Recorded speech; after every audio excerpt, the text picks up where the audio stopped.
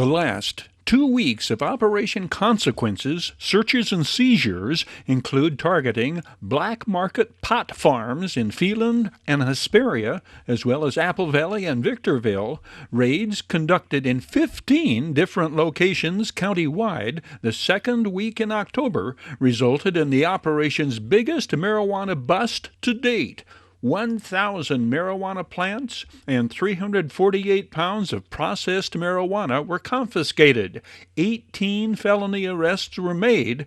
56 firearms were seized, one of the largest number of guns confiscated in 1 week, in Consequences' 9 months of operations. The rise of Mojave Desert pot farming began shortly after California voted to legalize marijuana in 2016.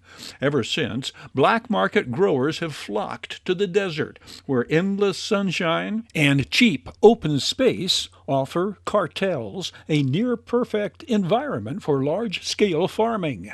The boom in black market pot harvesting farms has left forced labor, cartel gang violence, water theft, and destruction of fragile desert habitat and wildlife in its wake.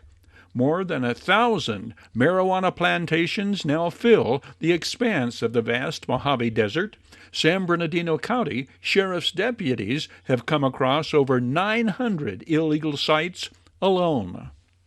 It was back in February that San Bernardino County crime fighters received the necessary funding to launch Consequences to focus on conducting targeted crime suppression operations, included cracking down on black market cannabis farming.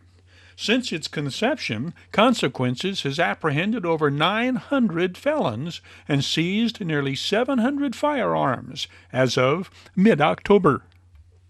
Carson Cox scores 4 touchdowns in Oak Hill's convincing 42-21 victory over Apple Valley, the triumph all but assuring the Bulldogs of three-peating as Mojave River League champions.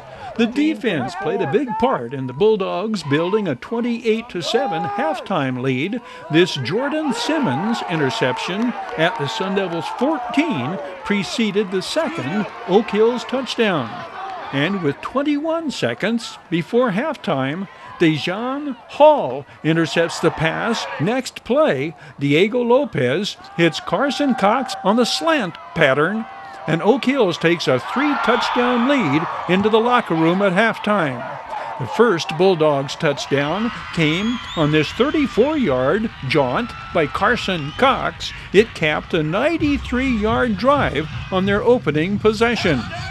Diego Lopez hits Maurice Parker for the second touchdown. It follows the Jordan Simmons interception. The victory keeps intact Robert Metzger's streak of never losing to a Mojave River League opponent in his 3 years as head coach of the Bulldogs.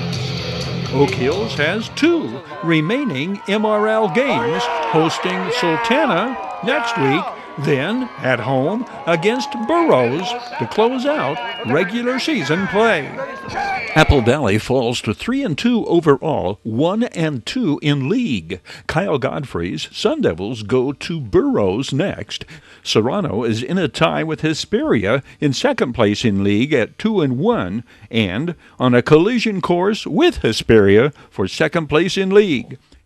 Hesperia's juggernaut crushed Burroughs 44-0. Casey Goodnose Scorpions need to beat the Diamondbacks in Serrano to remain the second-place team in the Mojave River League. Atalanto's victory over Silverado puts Rafael Perry's Saints on track for a possible playoff berth. Granite Hills gets 4 Cameron Smith touchdowns in the 47-14 rout of Victor Valley. The Victor Valley College Rams get a standout performance from defensive lineman Aaron Morrow in their conference battle against Santa Ana College.